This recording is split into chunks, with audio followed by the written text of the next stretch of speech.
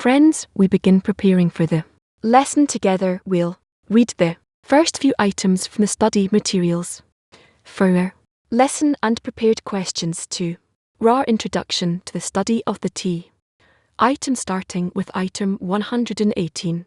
Now you will understand the addition that Reza son of Shimon adds, and also why he does not bring the phrase quote half guilty and half innocent end.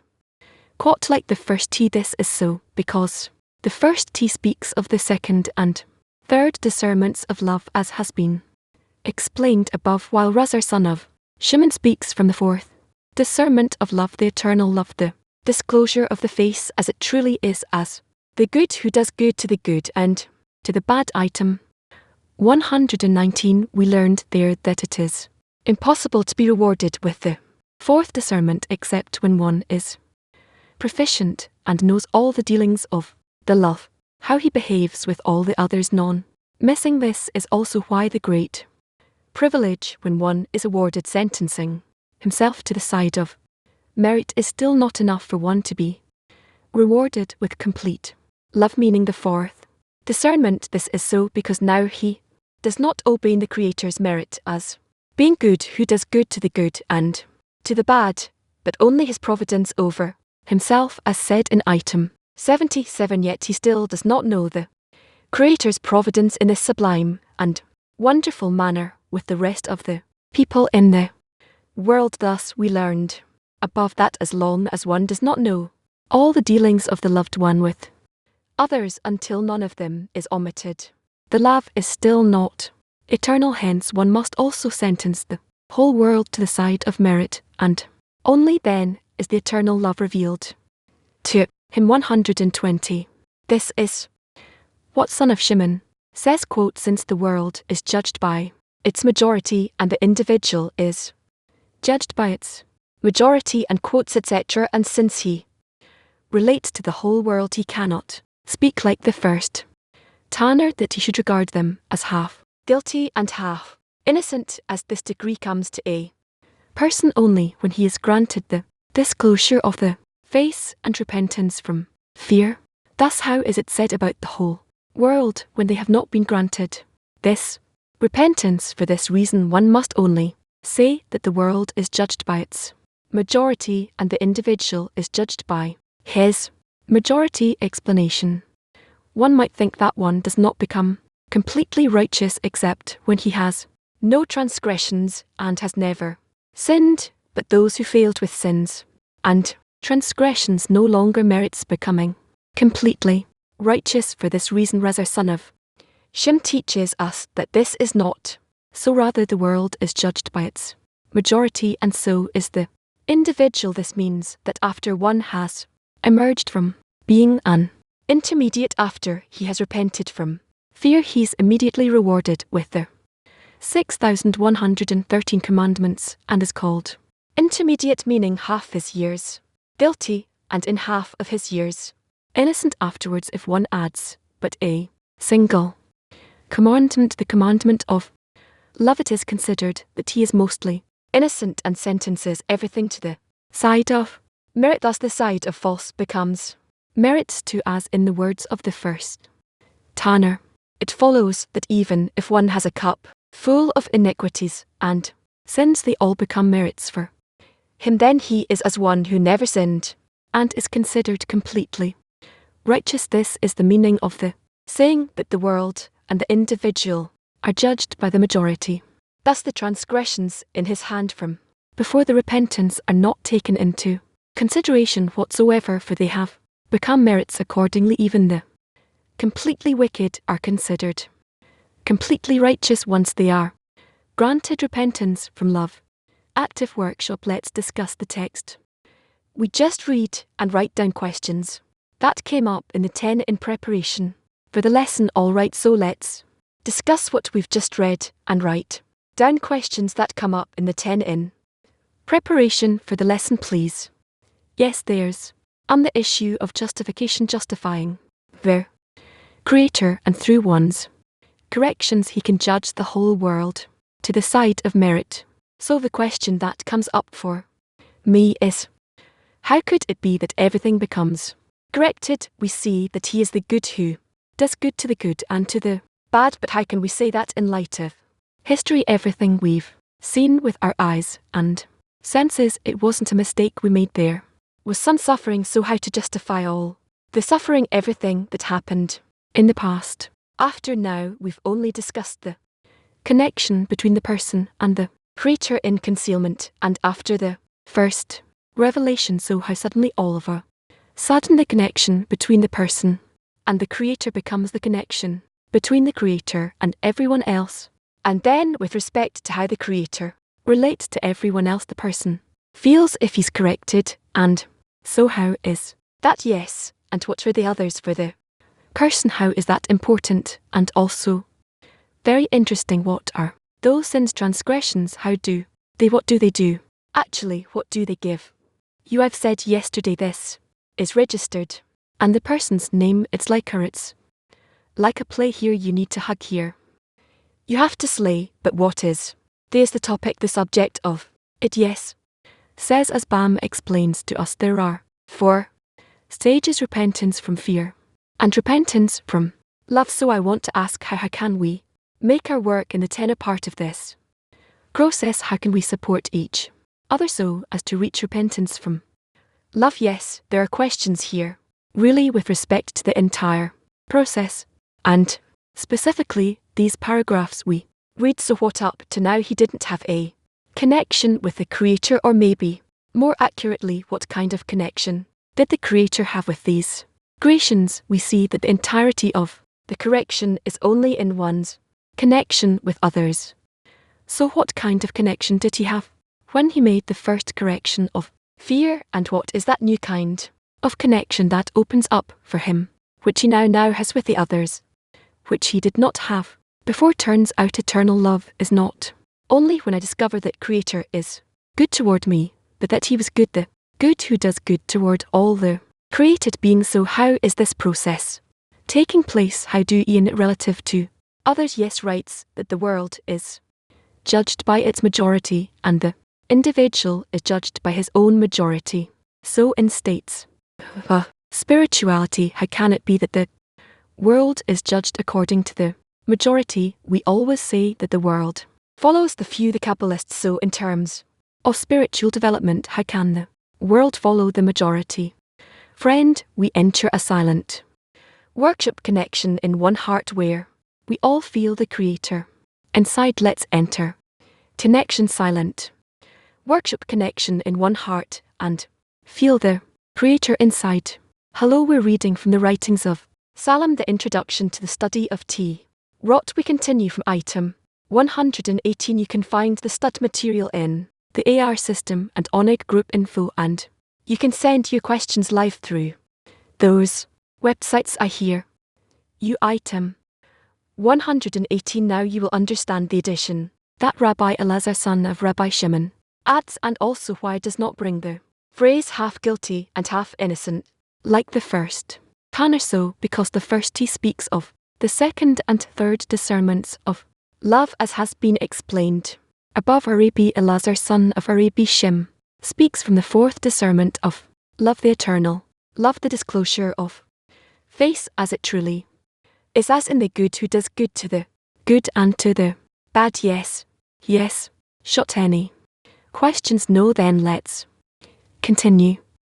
119. We learned there that it is impossible to be rewarded with the fourth discernment except when one is proficient and knows all the dealings of the loved one, how he believes, how he behaves with all the others.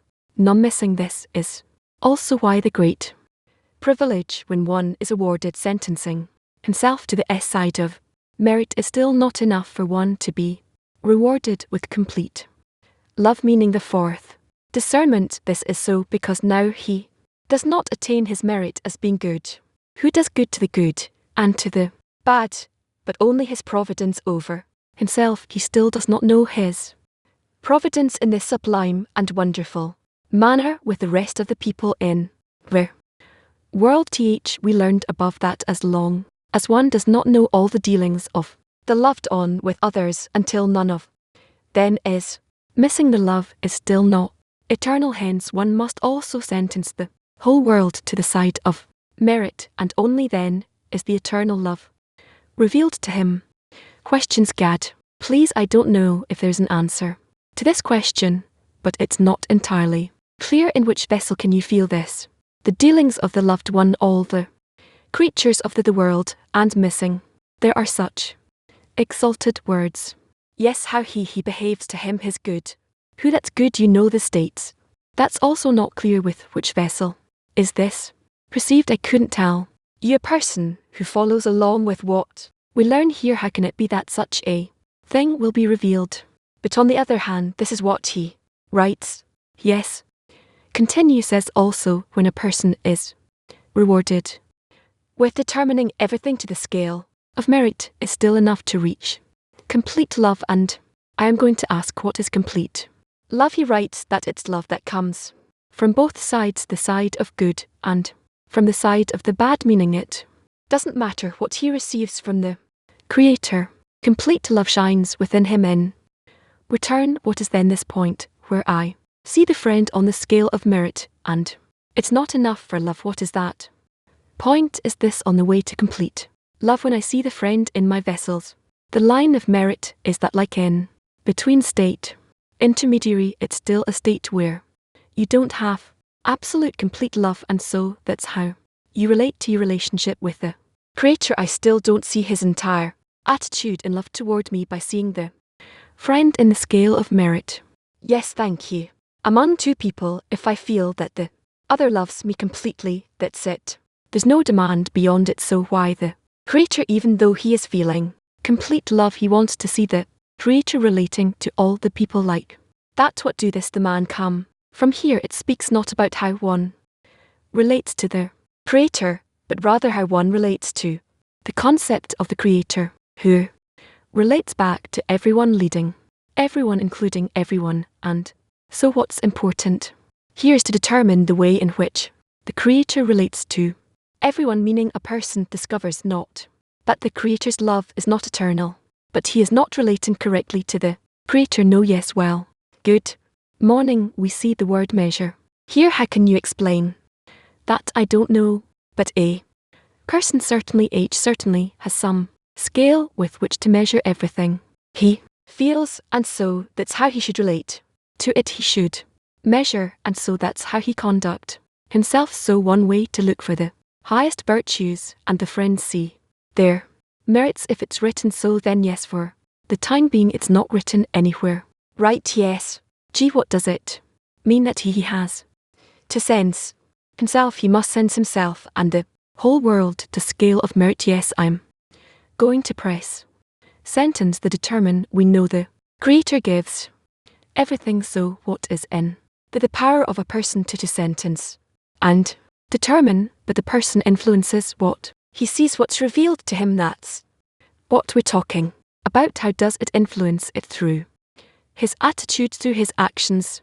I'm sorry, it's not clear. What are we talking about? It says few sentences to scale merit. Yes, we see that we can never justify in our vessels of reception whether it's something given to us from above. You can't do it. You can't see the things in this way yourself. So in essence, you are not sensing. It's a Creator who sentences, who decides. He opens the door for you. It's not like you're opening the door, but it's according to your state, according to your situation. The Creator doesn't do it without relating to the person. Yeah, maybe according to your exertion, but not like you who senses. In what way does the person actually sentences? He sentences it through his actions, by which he pulls himself and his tent and the entire world to some extent towards the side of marriage. What does mean he pulls? He pulls himself and the world. He thinks about the Creator, the good who does good, and of how everything is governed by the Creator for the best. Meaning, if a person thinks about the Creator is good, does good, and everything is managed for the good, even though he doesn't see it with his vessels, then at some point the Creator opens the door, and that's what he sees. That's what it means to pull him. Yes. What does it mean to sense the whole world to the skill of merit, sentencing to the side of merit? It's written down there what it means to sentenced to the side of marriage in essence. He sees all creations in the world as having marriage, but he naturally doesn't see it. So what is enough to say to himself? He needs to bring himself, he wants to bring himself, and he's capable of bringing himself to a state where everyone appeared to him as righteous. He going to a more general thought that the creature is managing the world, and then if he looks at things systemically, he can justify certain actions of people so like it's looking at from a view the system, but relative to the action he goes to the providence of the creator. It's not that he is justifying him, meaning there's something here it's not clear what is the action. A person sees bad actions of people on what does he justify them unless he looks at how the creator is running the world and is bringing toward the purpose of creation. Then it's good, or the person who's now performing an action he's righteous is good. Maybe he is considered it's not clear how to scrutinize the action of the other. Yes, I understand. You question what's the connection between sentencing the whole world to the side of merit and the dealings of the creator with everyone is in the good who does good. How does he get from one to another? By determining how the creator relates to the created beings. What changes in me as a person relative to my relationship to the other? Why does it bring me to love? Why does it correct me when I'm justifying him? I work on myself in order to convince myself to change and to see the whole of reality as good and doing good on behalf of the creator, and that's how I relate to reality, the reality that he created. Question the fact that a person attains how the creator is managing the world and the good who does good. Why does it draw love on a person? Why does he need this proof he attained toward himself? The creator is managing me in the good who does good. That's one level, and then he says I have to attain it relative to the whole world. Why does he need this proof that a creator is managing the whole world in the good who does good? Why does that draw additional love on him? First of all, the fact that he draws love to the person from the creator, that's clear because he comes to fully justify the creator as good who does good, and he identifies with him. Said that's it. Okay. 10. Yes, I good too. The bad is that do that refer to those who still need to repent, or those who are during a time of concealment under the barrier are already in repentance out of fear, but they require out of love. Is this the meaning of wicked or bad? I think that the bad are those who cannot identify with the creator, yet through the force of goods alone. Item 117. It was a little difficult with a matter of sins and transgressions. Can I ask something about it? Yes, go ahead. Actions that are sinful are malicious. Is it a kind of a punishment in order to awaken a present word correction? Is this a good part of it? Malicious acts, malicious actions. Sinful meaning that intentionally he's working with the force of rejection. He doesn't stop himself, he doesn't restrict himself. So the fact that he's good who does good relative to this sinful action means it comes in the form of punishment, the way you drive a donkey and then you beat it to back into the right course. I don't see a connection with this. Example, student or a tea together takes upon itself the burden of the work. It reveals the bad and against the question of the wicked one. What is this work to you? She takes upon itself changed attitude, mutual efforts. Can you say it's a transition? It's like the transition from sins to transgressions. It may be, but that's not what it's about. Really, it was hard for us try to it up a little bit, so have something to work with. So going back to 118, half of his ears, does that mean changes from bad to good? And repentance out of fear is like the balancing of the scale between one who owes repentance out of love and one who is innocent out of fear. Yes, I heard you once say that the ancient ones would choose 1, 2, 3 many, and I also heard that person cannot count more than 10. Here he says every person in the world, all the others in the world, the person who's at this point, how many other created beings as As a man does he see how many created beings does he see before him on the degree of Adam? Men. There I don't know however many he can. Said person cannot count more than 10. 2 said he said a person cannot calculate more than 10. What does it mean to calculate everyone in the world? I don't know. Yes. There are many things that are not clear. It's excellent, it's pushing us, but one thing seems like a contradiction. He explains that he sees the world from the perspective of the Creator. He sees how the Creator does good to him, then how the Creator did good to him all the time, and then how the Creator did good to all others, and then to each and every created being. We shift our point of view to see the world from the point of view of their friend, even not even the Creator. How we come out of ourselves to see the world from a different point of view. This is done through connection and great exertion, prolonged exertion, more correctly on the path where a person wants to be closer, more and more adhere to the friend and to see the world through him. Still it's him who sees it, and something he wants, that's for certain. Clearly it's not a pure form yet, but it's the maximum that he can do to annul himself and to connect the friend to him.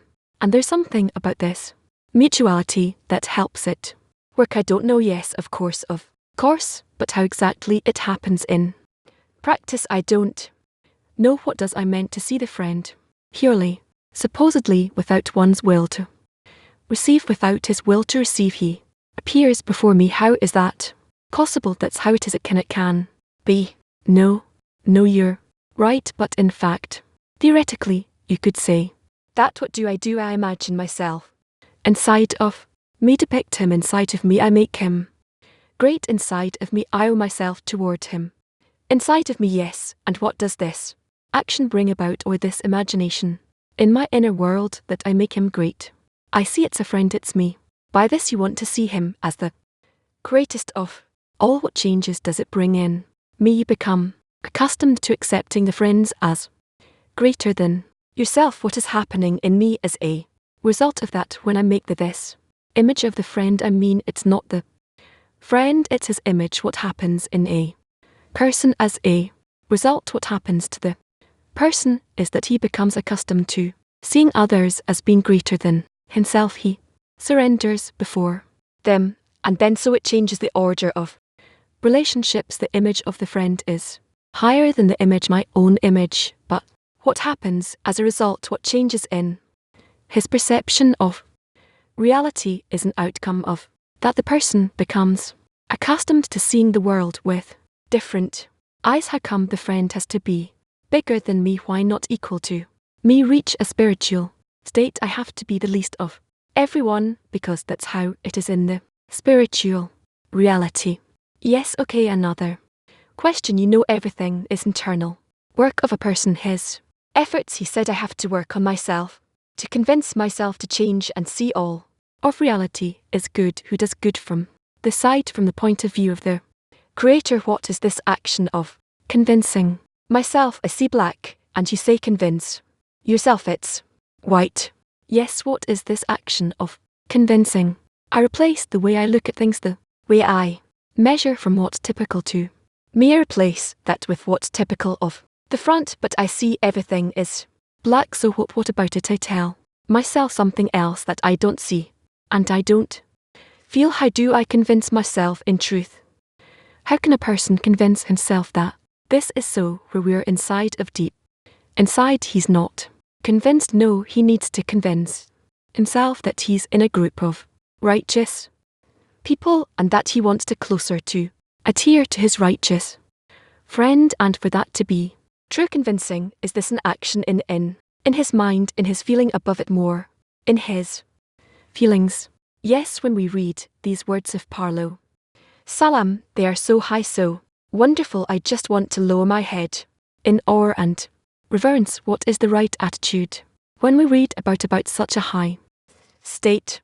Now we learn, perhaps we don't immediately come to fully realize these things, to act upon them, not immediately, but the person at least can describe and imagine these things as close as possible to the truth of it, and to feel them as though they're happening right now, passing through me. That's my work actually. We learned from you that we want in our study. We want to adhere to Balaam. How can we do this now? What is the action now that we can support the friends also in this? We need to learn to study Balaam's main articles in the group and to try as much as possible to integrate them more and to pay attention to how every day I can annul a part of myself and instead take those qualities from Balaam. Is there also a way of relating to Balaam through prayer, for example?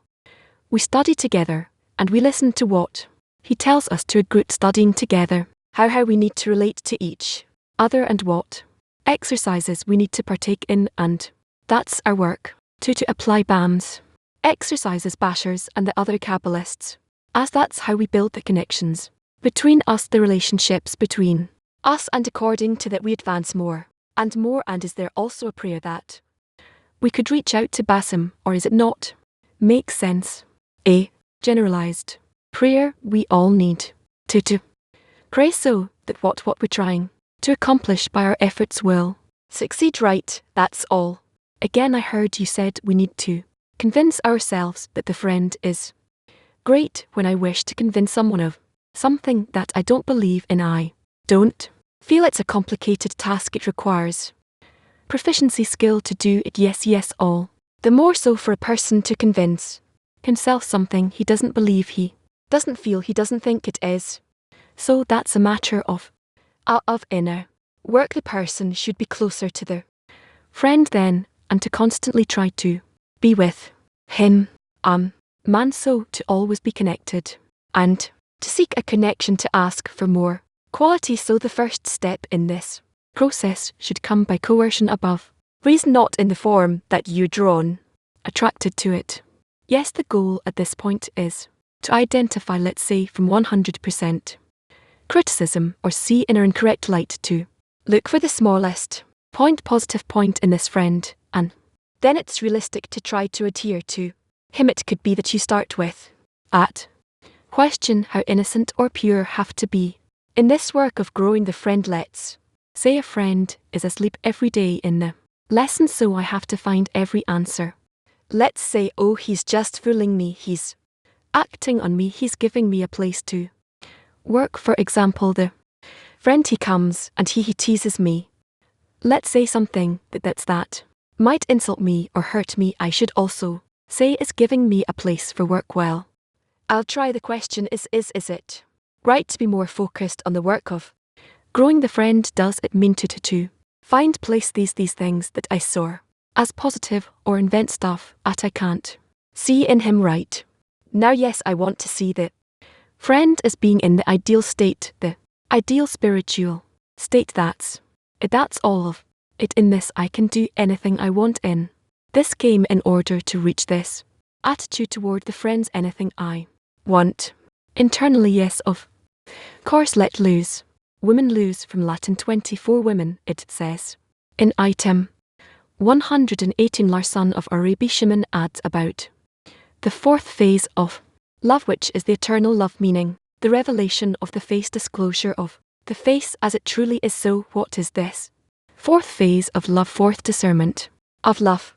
Supposedly it's a complete connection between the creator and the created being. What is the meaning of eternal love? Eternal love means complete love. 118 continues, is the good who does good to the good and to the bad. From Turkey they ask, what is this discernment of good who does good specifically to the bad? The creator, whatever he does with the created beings, he's always pulling them towards the final correction, the end of correction. Maria continues, who are the bad ones? Who can see that the quitter is the good who does good? Anyone who studies according to when do we see the creators the good who does good, according to how a person changes and corrects himself to the degree of the good who does good. From 210 in item 19 it says, now he does not attain his merit as being good who good to the bad, but only his providence over himself.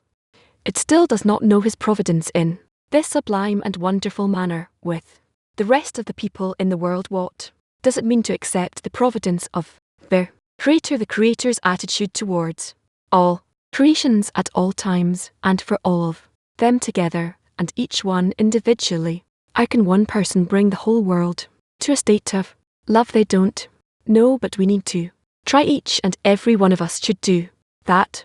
When I reach a state when I justify everyone, can you say that that's a tension in the Creator, me justifying everyone? Yes, you could say that at that time I'm in a tension with the Creator. In order to reach repentance out of love, do you have to go through repentance out of fear? Yes, in our practical work, what does it mean to justify a friend? To justify friend. Justifying a friend means to be with him in all the states he goes through, from concealment to revelation, and to be with him. That justification connected to him from the US, what state allows even a complete wicked to turn to a complete righteous? We read material about more advanced states and we are still in the earlier states. How does that influence us? Does that help us advances toward those states?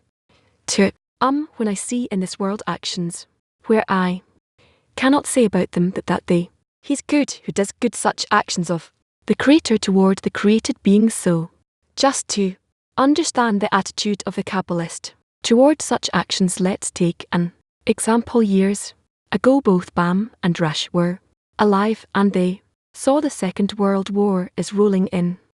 Great disaster for the Jewish people in the world. So what are they saying? The action itself is difficult, is terrible, it's painful, but I see where it's aiming. Meaning they attain the active mind behind the action. Yes, so Leo, the question that the head of mind of the cyst is not about the action being okay, but what's about to be born out of it. Yes, so that's what he understands. Good who does good, but he doesn't ignore the suffering of the created beings. He hurts from that as well. Rarv.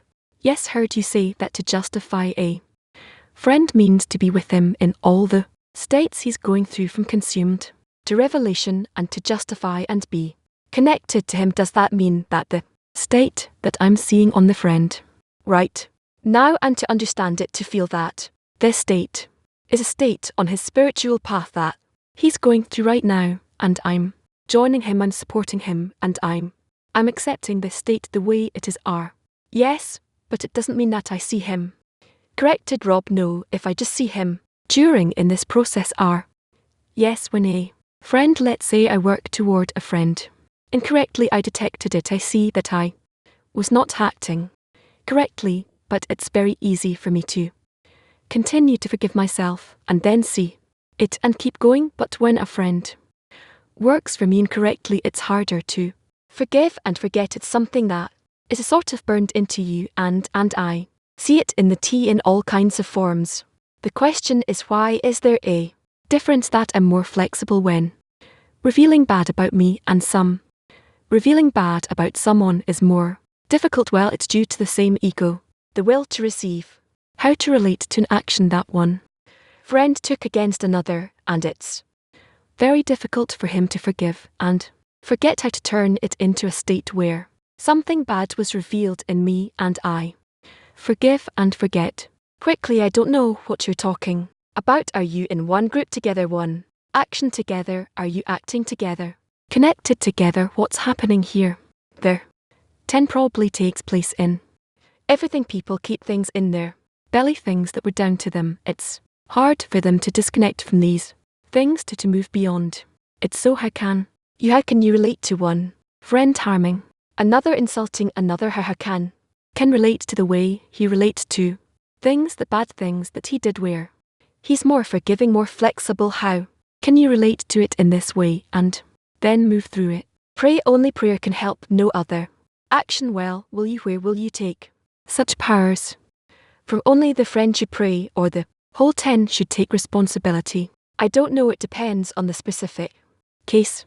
But if it's, as you say, between two friends, then we need to pray and ask for powers. The 10 needs to see itself responsible for this case. Could be not, depends on their case. Let's say in the 10 is a system, so one friend is holding in something about another friend that sees It feels it so does have a responsibility to act here it has to it. Has to okay thank you it must. Act all right, that's it. Yes justification we're talking about. Retroactively about something happened. In the past or in the present just.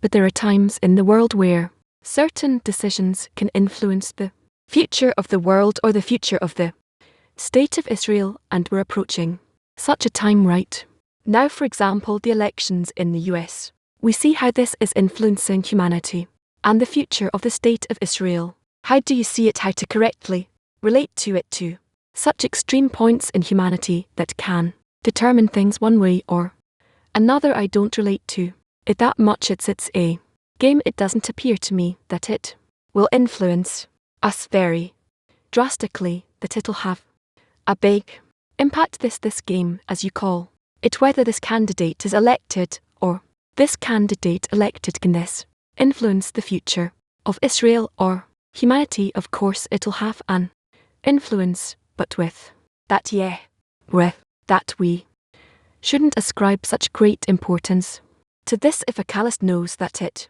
can sentence the world to good or to bad, does that bother him? Does it engage him in any way? Or he's like, whatever may be, it will be, and we'll just flow. It no can truly affect our situation, and there's a very great difference between these two candidates, and so each one should think what side he's on. That's actually the choice where each and every Jew hearing about what's going on with respect to the people of Israel, what he hears from the two candidates about the nation of Israel, he should look at it closely, and he should make a decision where should Jews aim their prayers.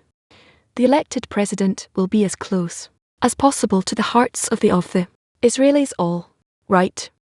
Well, yes, maybe there's a way to scrutinize the matter of sins. There's so many writings of Kabbalists that say things like he's walking in the world, that's all good, or he's in a certain degree and he has to come down from it. It seems like in order to understand the that become merit, does that mean that he can't feel what happened to him? He can't feel the suffering. He's going up to a world where he doesn't remember, doesn't feel, doesn't exist, or he always feels it. Always. So how is it corrected, that suffering that he felt as a result of being in sins? How, what does it mean at its getting moving toward correction when it comes to the fourth discernment? But love, then love will cover all crimes. What is there to speak about? That's according to what I understand from the text. This the effort of a person when he was in the third discernment of love out of fear, but he has to reach a state where he sees everything, where the sins become merits. Then there are no crimes. The fact that there are no crimes, does that mean that they disappear from his perception? For example, another thing that I noticed while reading Bam writes to a student, the student is right, he does not identify with the pain and the suffering that he, when a person reaches this correction, does he rise to a degree where he forgets about everything and only the good shines and the bad disappears as if it didn't exist? No, the evil, the bad doesn't disappear, rather one raises the good above the evil. So what does it mean that when a person reaches repentance out of love to the extent that he suffered and wanted to grow, to change, now okay, he's awarded with that another? The friends asked, so it awakens the matter of what does that mean at her person sees the Creator doing good for the whole world and missing what is this feeling? It doesn't know all the people. How can you attain this feeling qualitatively? That's the Creator. He thinks he'll receive that from above, from the Creator of course. According to the calculations, the accounts we have here in our world, this is impossible to do, but he thinks that he will have such an ability at that state. A person should probably feel all of creation from beginning to end, and truly say about the Creator that he is the good who does good to all the created beings, none missing. Yes, supposedly so. To thank you. K. Yes, earlier the friend spoke of the merit, the praises of the article, and the greatness of Bassam, and you advised him to let the words of Bam wash over him. And I had the question at 2 out. The inner scrutiny because he brought a very deep inner scrutiny looking into many directions, create insights of many questions. On the other hand, you do want to watch yourself with the writings of Bam. How do you combine these two correctly in the inner work? I think that we need to lower our heads and to accept whatever comes to us and to try to arrange all of these incidents, events, forces such that they're all together in one in equilibrium. It's very clear what you're saying on the one hand. On the other hand, you said to him, don't try to reach the final result immediately, but stay with feeling. As I heard now, collect all your forces and do this work, even though this work is a personal work. The scrutiny is personal scrutiny, so I insist because it's still not settled in me how to hold on to it, not just jump to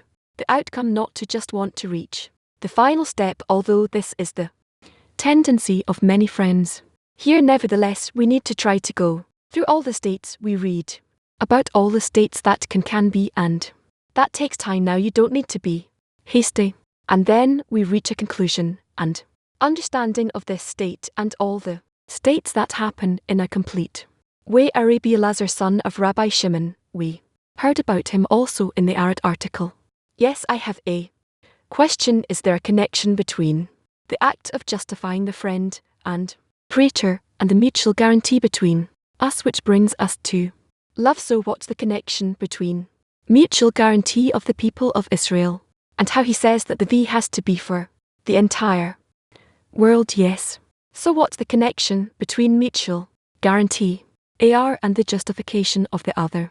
All of reality in the Creator, in the connection of love, to the extent that we reveal the connections between everything that happens in reality. Well, we need to try to tie them all together and then to see to what extent we tend to identify with the truth when we try to be in our. But what is the action of justification relative to the friends, then to the entire world? In the act of we have to try to be connected together, where all of our qualities, characteristics are connected together, and in that way to try and reach a state where all of our work will be focused only towards the center, one center, so that the Creator will rise higher and higher. Thank you. UK. How to sentence the whole world to scale of merits. This is according to the extent to which a person sees that he's on the other side. What is the other side? How he can't be on the side of merit, and so he arranges the world before him. The one. Shom shom. Hello. Thank you. Hello.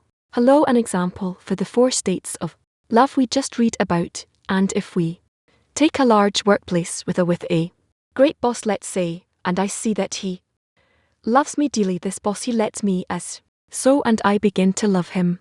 Well, at a certain point I see that he starts to love all other workers, and he even gives them more than he gives to me. Understand that one has our child, and it's very difficult for him. Another has 10 children, and then I begin to understand why he works this way in the good toward everyone, sometimes even more than how he works toward me, and then understand our system and the world. So I think that this is an example of describing the state, and I want to know how you feel about the yes. It's good to look at the world that we all write Turkey to.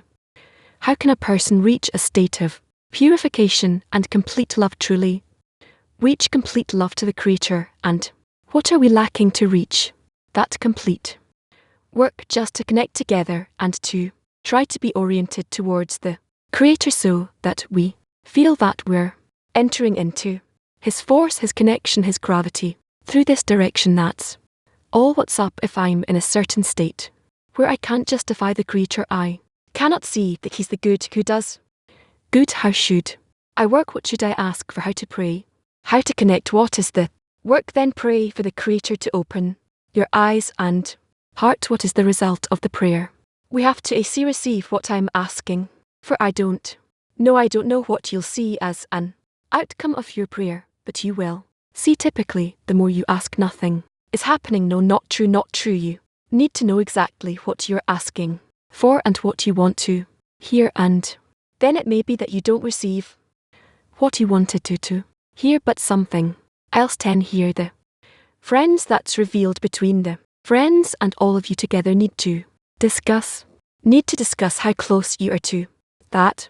To key one, you said that we have to try and build everything toward the one center, and the creator in this center will grow higher and higher. What is this work? How do we do it correctly? You need to always be yearning. The creator is at the center of the whole of creation, and you need to try to find him there in that way. How do we look for him in our mutual work in the 10. How do we look for the creator in the center in that way? How do we search? What are we searching in for? Really, we're searching for the one who loves, who cares, who thinks and causes everything that happens with us. That's the creator. We're searching for the force. Where is he hiding? Where is he hidden? If we start searching for him within us, between us, then we'll find him very quickly. You discover yourself in the world under the influence of many forces. Do you also ask about it? How should we respond to what's happening in the world?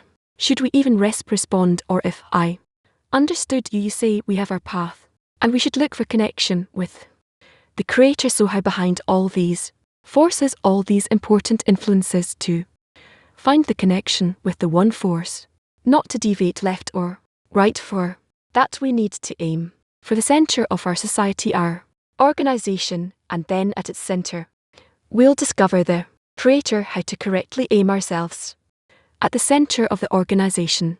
There's a feeling that the organization is developing over time, is moving forward. How to aim myself at the center of our organization. It develops, it's developing, and we need to constantly be connected, attached to its center, and the center is a Sam, a Sash, and other Kabbalists write that's the common heart, our common heart, all of us.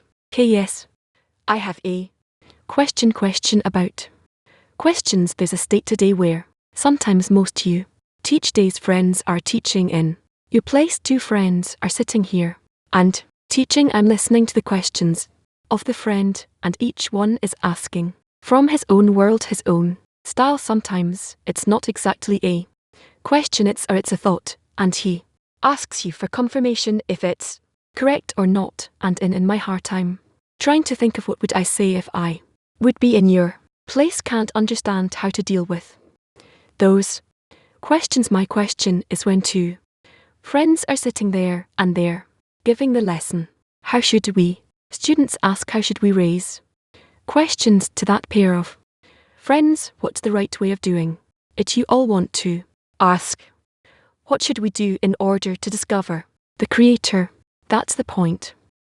Really, the relation of the creator to the created beings, and so that's what we need to see, to imagine. That is the question we need to solve, to answer. So before getting up to ask, when there's 2 friends up there, what kind of preparation do I have to make with myself, both internally, also stylistically? How the question is phrased, how should I prepare myself? You should make an effort to prepare yourself for a connection with the upper force, such that it turns to you and you open it up, and it opens you up, and so you'll begin to feel what happens in the open connection between you, and that's the answer to their question. And as far as how the questions are phrased, it's not always the most important, most impactful thing that's clear, but I don't want the friends who are sitting there will be stuck with a question that they can't answer, but you're asking from your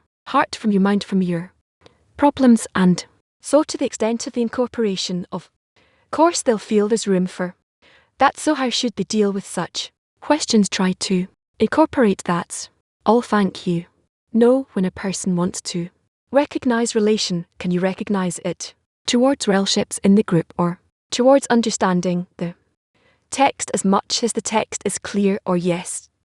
What's the difference between those approaches? The difference can be very great or not. If the person depicts himself as being between, is being in a place which is called the heroes of this, the story meaning those which the text speaks about. That's one thing, or otherwise. Sometimes, let's say in the beginning of the lesson, I read what we read now 4 times and nothing was clear, and then suddenly you read it. And same thing with the friends you feel. Darkness, you don't see anything suddenly. The heart opens. What's the difference? It's like 2 parallel channels. What's the connection between them? How to connect the connection between the FRS to the opening of the sources. That is truly not always clear, pretty much not clear. It is written that King David also wanted to answer that. How it comes to fill the heart of a person I cannot say, but we need to try to reach that precisely, that we need to clean out our mind, clean out our heart, and make them prepared empty for the reception of connection with the upper degree, and to give it room in us so that it can fill us when the heart is pure and open towards the friends, or when the text is clear and trying to understand if one is a preparation to the other. What should be the spearhead that with it we adhere to the Creator, the clearness in the sources, or the opening of the heart, a preparation to open the heart towards their friends. Deficiency, they're both a deficiency also in the sources where it's not CLE, it's a deficiency also when the friend is close towards the friends. It's a deficiency, so what should we search for first? What are we adhering with connection with the friends, connection with the friends? That is what's important to us. It's important as a means to go into the sources, or the opposite is the or maybe changes every time. It doesn't change. We can enter into a connection with the friends, and together with them enter into one connection that is single for everyone, and with them build the place of our meeting. Okay, we already asked today what's happening next. Let's go to the next part and sing a song first. For A. We are reading selected excerpts from our sources. The topic is the condition of studying between the friends. We're continuing in item number 2 by the whenever one must learn from another, meaning if he has higher regard for the other commits him to labor, and the body revokes the views and actions of the other, because the body wants to rest. It is better for it and more convenient to rule out his friend's views and actions, so he will not have to make an effort. This is why it is called make for yourself. A love it means that for the friend to be your love, you have to make it. In other words, it is not by reason, since the reason sears otherwise, and sometimes even shows him the opposite, that he can be the and the other his student. This is why it is called make, meaning doing and not reasoning. Yes, so it's not clear. What is it doing? Where should I do if not in my reason? You have still to engage in practice. What my hands and legs, what can I? Yes, in actions between us. I don't understand. How can I to do? That's an effort. It's an inner effort. Somehow I have to see the friend. It's great to make him for me to see him. B. And I convinced myself to do that in my mind, not to look at his deficiencies, but to look at his merits, like we just are saying. But he says not to do it in my reason, in my mind. So, well, it's clear that at the end of it all you see it and the results in your mind, but not. It's not that you aim for that. Read it again. Die number 2 by the whenever one must learn from another, meaning if he has high regard for the other commits him to labor, and the body revokes the views and actions of the other, because the body wants to rest. It is better for it and more convenient to rule out his friend's views and actions, so he will not have to make an effort. This is why it is called make for yourself. Hey, love it means that for the friend to your love, you have to make it. In other words, it is not by reason, since the reason asserts otherwise, and sometimes even shows him the opposite, that he can be the and the other his student. This is why it is called make, meaning doing and not reasoning. Can. Yes, it's very difficult. I can understand that we need to be equal. If 10 friends sit together and study, so to be equal it's felt as the right thing to do. Why should one receive something from the friend as if into himself what should he receive from the friend an approach, yes, the approach the friend has for what the solution of the problem that they are all in. Why am I saying that it's difficult? Because a person in our state, he looks at a friend's approach or opinion, he can feel that that approach is incorrect for their solution. That's why it's not in his mind anymore. It's his feeling that if I take this inside me, it should be in something that I already have, and then you're destroying yourself in that. That's why a person rejects all those influences until either they work out or he will understand them in a different way. But as long as there's a feeling that it's going to be bad for you, you reject it. So how to work with it? Who does that advance towards to that in which you will accept it upon yourself without thinking about the outcomes, and then you can start working with it. Needs to take himself out of there, and then the bestow won't go into him. What he gets from the friend won't clothe in him, but it's like he works with it on the side. Yes, and how is that beneficial for a person? Okay, so he put it on the side and some other feeling, but does it help a person advance? It's like the person can use that. It's like we have in mathematics, I don't know how to imaginary numbers, but they're not imaginary. We work with them. Also complex numbers are saying complex, yeah, imaginary numbers, they're not complex. I don't understand the word you said, complex numbers, right? That there's an imaginary number I and there's a regular number, and the way they connect them, they're called complex numbers, but in short we don't need them in order to understand them. Yes, please. He explains something very natural, that a person is lazy. He doesn't want to see the friends as great. It's exerting. Yes, and against that he has to depict some reason to see them. He can't do an action without a motive. Yes, what's the gain that I have to see? I need to see a profit you receive from the world, from the universe, I don't know where, from new data and new nature. Therefore it is worthwhile for you to do that the moment. Well, the first thing is not to want it. See you, it's a person's natural laziness, it's exertion. Why? What am I going to gain from this? It's not convenient. I need something that will constantly eat the hold before my eye, and it'll be stable enough that I want to overcome my laziness. The lack of the desire to see the friend is great. So what do you want to hear from me? What is this great thing that I have to see before my eyes? Against my nature, I have this inner urge to reveal a nature in broader dimensions, so I go for it. So if I see the friend is great, I'm going to gain from that to have a different nature. I'm going to have something new and big, yes, and it's worth it as much as you increased his greatness. You annulled yourself. Can yes be you said that the friends that teach, we should see them like I see you, and even if they make mistakes or things that maybe even go against what I think, I should see them as I see you. So now we're studying in a style more of like a tutor and a student, and not the love with the student. So does that mean the students aren't ready yet, or something has to change in the tutor's attitude? I don't know exactly how to organize the things.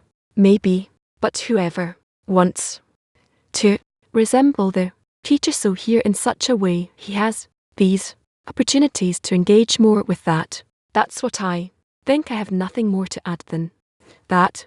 So the tutor can answer questions, even if it's right or not. We should see them as love as our teachers, yes, and over time you'll see what was correct, what was incorrect, who knows whether you heard correctly, etc. Yes, thank you.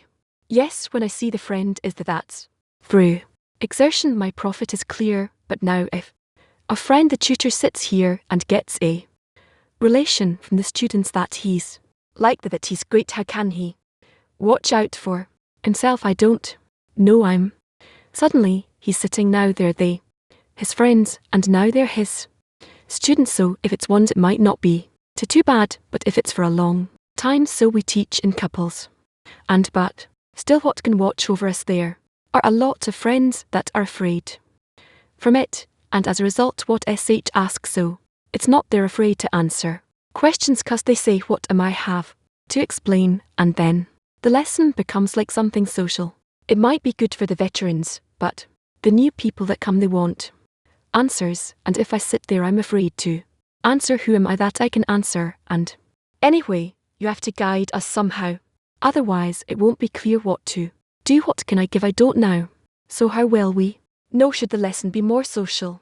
That nobody really answers any answers, and the lesson needs to be more social, warmer, more focused on the center, that everyone feels themselves as being in the center, and then in such a way they themselves open the lesson and become filled from it. Maybe that's the ideal state, but if you look at the screens, all these thousands, men and women, they came to get answers from you. If people sit here and they'll give them something not so clear, so who's going to give them answers? It's a problem. I don't know, seems to me that at the end of it all, they get answers, just not through the direct path right now.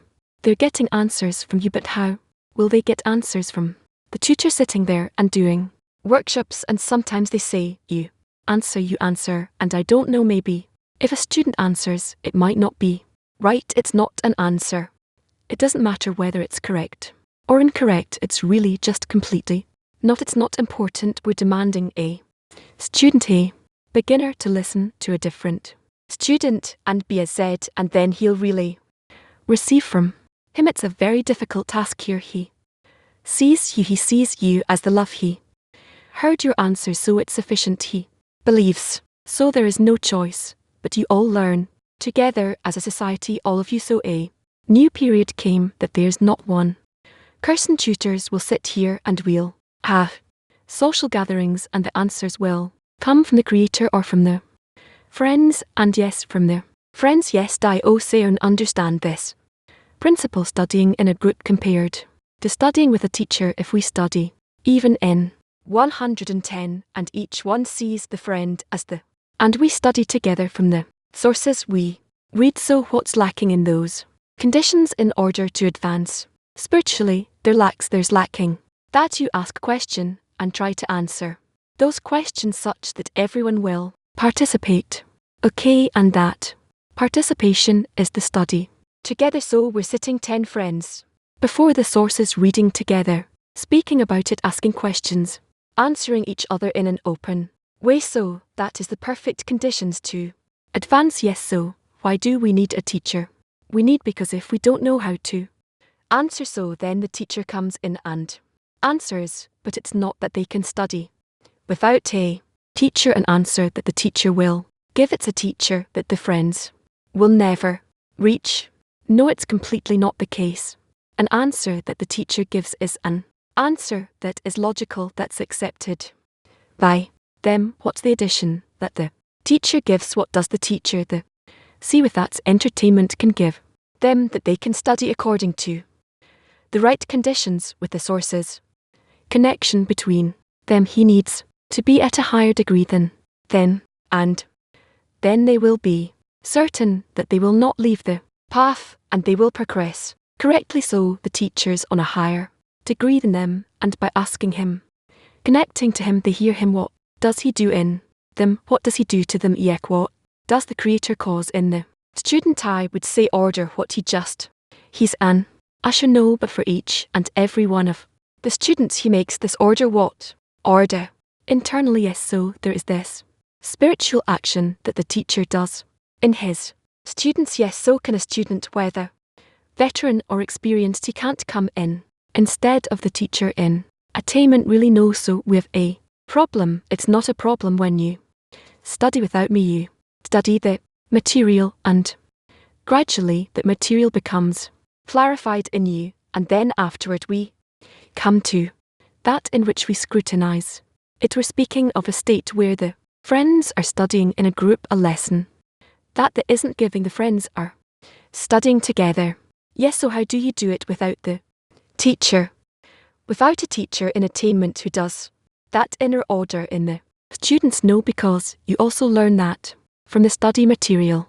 itself. The sources also make those changes in US. Yes, also the source makes a difference in the answer. If a person has questions about inner work, how will we get the answer? Where will we get clear answers from? You'll get clear answers from his connection with his friends, also about interstates he's going through, and he doesn't even know how to ask them how to express himself. Yes, at the end of it all works out. Many times you direct us in lessons, now you're lacking this, now you have to go more in that. Look, you said in the meal, see that you need more intention in the meal. You know how to point on things for us. Where will that inner guidance come for our next degree, for our next stage? Without me, I tell you in advance that you should not think that you are left as orange. No meaning it all continues, it'll work out and everything will turn out okay. Can we reach a T meant without the presence of the teacher? Yes, yes, for that we don't need to seek in every place who is the teacher. Ruined my lesson. I'm going to continue then. I wanted to ask, when we in the 10 read material, read an article, we're very careful to ask about that because we're all veterans and read, and we're scared to confuse people with questions, so we just don't even answer those questions. So the study becomes just reading, but don't cancel that. No, we're not cancelling it, but it's something else. Is it worthwhile or possible maybe sometimes to ask and answer between the friends in order to incorporate, or should we be careful with that? You can ask, you can answer, you can be in doubts, you can speak about it. Yes, 'cause usually we just read. No, when you're in a dispute, so you scrutinize the topic more, whether it's clear or not, and so on. Nice, thank you very much. Well, sh. First, really in relation to the matter of studying between friends, there are a few examples here when a veteran couple of friends gave afternoon lessons and they gave answers as well, and I thought that they were very good, meaning that they gave answers and not they just passed it forward, so we can learn from their answers. The question is learning from the study itself, such as Talmud's F or where there's such question like where is the how. Are we supposed to answer those things? Those questions you can write down and ask me the next day, but if we're relating to the study between us, so, and you are here, what do we do? I don't know, it's there somewhere in Tess. The rest of the questions that belong to the work, to the inner structure of ours, that's already, you need an answer that will come. It will come from our inner scrutiny, so that really is possible. Even in our 10, we do a yes, a friends gathering, and we do this scrutiny in this circle, and everyone says what they feel and understand, and it very much contribute. My question is it worthwhile reading such material as tea between us? Because it's very unclear how to do that, if at all. Why not? For the same reason that if there are questions, do we just read? And there's a big difference between the articles. You see a big difference between someone who's been studying for 15 years or just a year, because you see that there's knowledge that's built over many layers and many years, so it's unclear how we study such things. Just simply study. Maximum you can take a recording mine with you used to explain it. Great. Now in the lessons that you're not here, that's exactly what we do. We put on you recorded lessons. We watch the general overview lessons of that you gave, and they're very nice. That's clear that we can do that. The question is beyond that. Should we do anything? No problem. The question is between us. Is there some kind of way, some format we can learn out among each other? I think it's worth it for everyone. Can I want to ask, the phenomenon of our group here in PV, it's different to what happens in the rest of the world. CLE every 10 is similar to the world. Clear that we have virtual and also during the day we work that way. I wanted to ask about that matter. What is unique about this place called BB where we have the physical lesson? I'm asking because a friend from New York who came to one of the congresses, Tim Kaine, told me in one of the breaks, he said, I didn't come just for I came for you to this place. I feel that in this place something great is happening. There is a force in this community here, in the friends here who gather Physically so I want to ask if there's a certain component here that there's RV.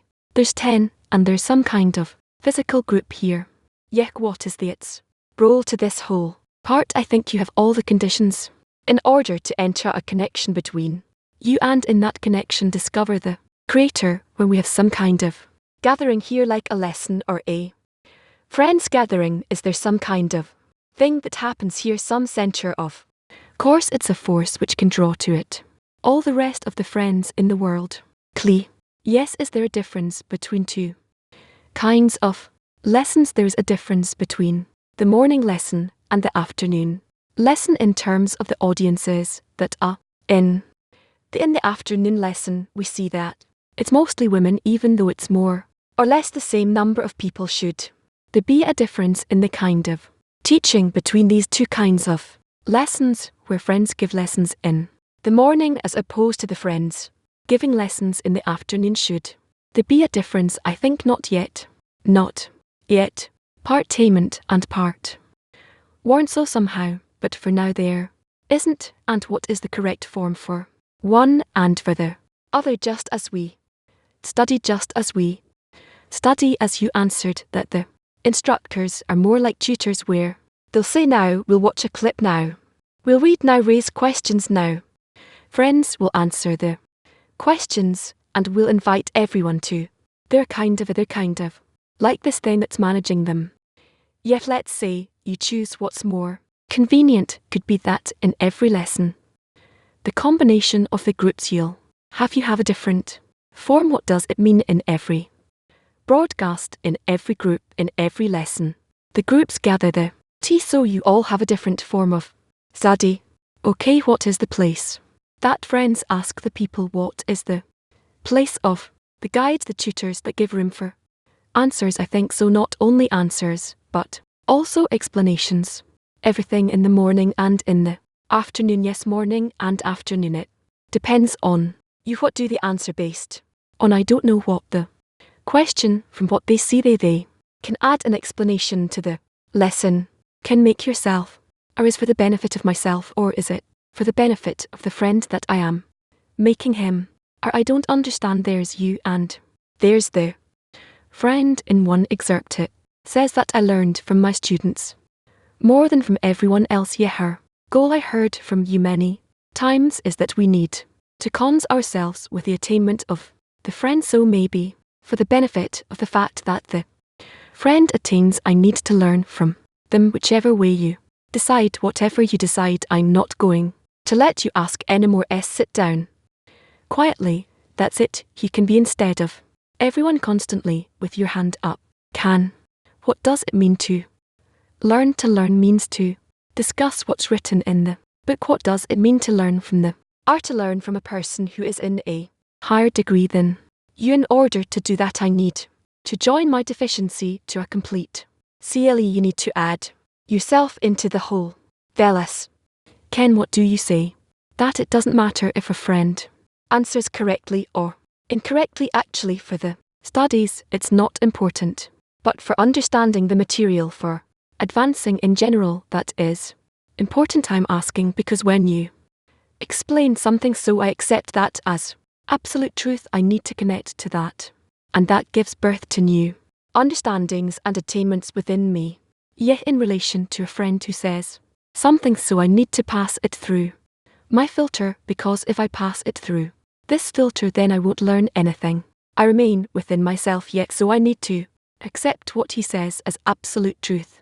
Yeah, correctly, and in such a way I will learn from him. Okay, thank you. We have thousands of recorded lessons with you. The question is there the same spiritual force in the recorded lesson as to those that you are here physically live? Could be that it's the same force. Just depends on the people that are listening. Some listen from a live person, some listen from a recorded person. That's their difference. So what is worthwhile for us to do? To listen to recorded lessons or to study intense in your tense? Yes, to give lessons, and to unless is between friends, no doubt. In the tens, it's more important you're studying with the people that you're with in other lessons, to supporting one another, helping one another. Yeah, that's very Important, yes. Many times you say that a lesson is a portion, it's a measure, it's a portion of something that you bring. As let's say that the lesson is not with you, so how do we say that the lesson was good? Do we come with more yearning? How do we measure that we received a portion of something in that lesson? You see that the other lessons with all kinds of the ones who are giving the lesson, their tutors, that they are also going in the same direction, just like with me, and you enjoy it. You can also listen to Rash lessons, recorded lessons of yours and of Rash's. It's clear, let's say, that there is a two instructors, and there's a process of the lesson that we can learn from it. It could be interesting, it could be that there is hue and it could be more social maybe. There are more answers. I understand that. Everything is okay in that is there's a correct direction. How do we say at the end of a lesson that we received a portion of something, a measure of something? How can we measure that? The greatness of the group, the greatness of their creator, of course, and the greatness of the tutor, the one who's giving the lesson. When they are bigger in your eyes, so you receive a lesson, meaning are a measure that you are learning something from a higher source, a higher place, and that is the main thing, yeah. And the rest is means that they do it one way or another. It's all means. Right, okay. No, well, when you are answer questions, it seems like you give a direction to friend in order for him to complement these discernments by himself, or you respond to a specific deficiency of a friend and dressing him.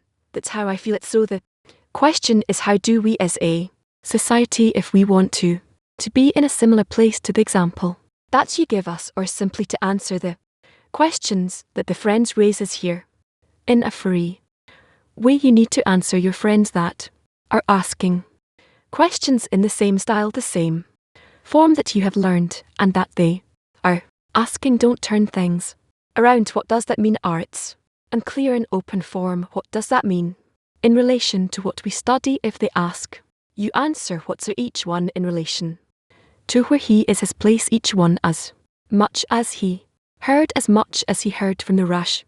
That's a desired in the most open way possible, not in a way that you give a lesson, not in a way that you answer questions. Well, could be, yeah. So be good, and we'll see you soon. We're going to go to the next part of the lesson. We are reading from the book The Study of the T, Volume 1, page 16 in the Hebrew version, in our observation item number 7, heading What is the connection between working 70 years and eternal delight, as there is no greater free gift than this. 7. These words of theirs are perplexing through and through. First, bewilderment, our primary aim and prayer is spare us the treasure of a free gift. Sages said that the treasure of a free gift is prepared only for the greatest souls in the world. Their answer is even more perplexing. They said that there is a great flaw in free gift, namely the shame that encounters every receiver of a free gift. To mend this, the Creator has prepared this world where there is work and labour, so as to take the reward for their work and labour in the next world. But the answer is very odd. What do this like? It is like a person who says to his friend, work with me for just one moment, and in return I will give you every pleasure and treasure in the world for the rest of your life. There is indeed no greater free gift than this, since the reward is utterly incomparable with the work, for the work is in this world a transient, worthless world compared to the reward and the pleasure in the eternal world. For what value is there to the passing world compared to the eternal world? It is even more so with regard to the quality of their labour, which is worthless compared to the quality of the reward. Sages said the Creator is destined to bequeath each and every righteous 310 worlds, etc. We cannot say that the Creator gives some of the reward in return for their work and the rest as a free gift, for then what good would that do? The blemish of shame would remain in the rest of their gift. Indeed, their words are not to be taken literally, for there is a profound meaning Here the whole of reality was emanated and created with a single thought. It is the operator, it is the very operation, it is the sought after reward, and it is the essence of the labour. 8. Before we delve into the explanation of their words, we must understand his thought in creating the world and the reality before us. His operations did not come to be by many thoughts, as is our way, for he is one, unique and unified, and as he is simple, his lights, which extend from him, are simple and unified, without any proliferation of forms. As it is written, my thoughts are not your thoughts, neither are your ways my ways. Therefore understand and perceive that all the names and appellations and all the worlds upper and lower are all one simple, unique and unified light in the Creator, the light that extends the thought, their operation, their operator, and anything the heart can think and contemplate are in him one and the same thing. Thus you can judge and perceive that this entire reality, upper ones and lower ones, as one in its final state of the end of correction, was emanated and created with a single thought. That single thought performs all the operations. It is the essence of all the operations, the purpose and the essence of their labour. It is by itself the very perfection and the sought after reward. As wrote one, unique and unified. Item 9. The matter of the restriction explains how an incomplete operation emerged from the perfect operator. And the RE elaborated on the matter of the first restriction in the first chapters of this book. This is a very serious matter, as it is necessary that all the corruptions and all the various shortcomings extend and come from him. It is written, the maker of light and creator of darkness, but then the corruptions and the darkness are the complete opposite of him. So how can they stem from one another? Also, how could they come together with the light and the pleasure in the thought of creation? We cannot say that they are two separate thoughts. God forbid that we should even think that.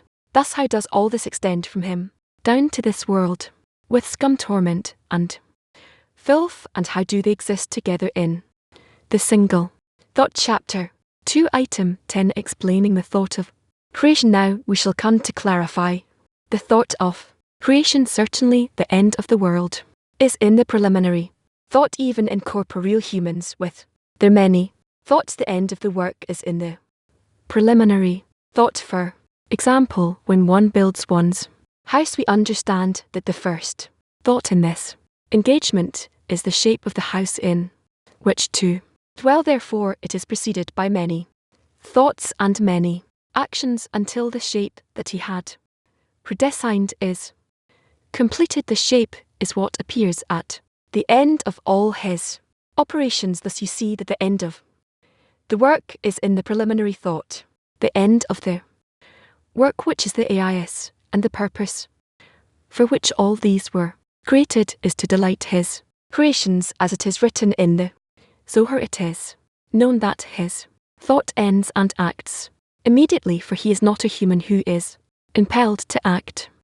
Rather, the thought itself completes the entire work at once. We can see that as soon as he thought about creation to delight his created beings, this light immediately extended and expanded from him in the full measure and form of the mere ease he had contemplated. It is all included in that thought which we call the thought of creation, and understand this thoroughly, since it is a place where they instructed to be concise. Know that we call this thought of creation the light of in self, the light of infinity, no end, since we do not have a single word or utterance in his essence to define him by any name at all. And remember, this, dear friends, couple of announcements end their AI training at the end of this week on Friday, the 8th of November, from 10:00 a.m. till 2 p.m. Israel time, and you can find that on the hour Wood system at that time. Monday, the schedule for today afternoon with afternoon lesson with C. Dr. Michael Laitman at 12, study of the TF at 5:30, so reading 7:30.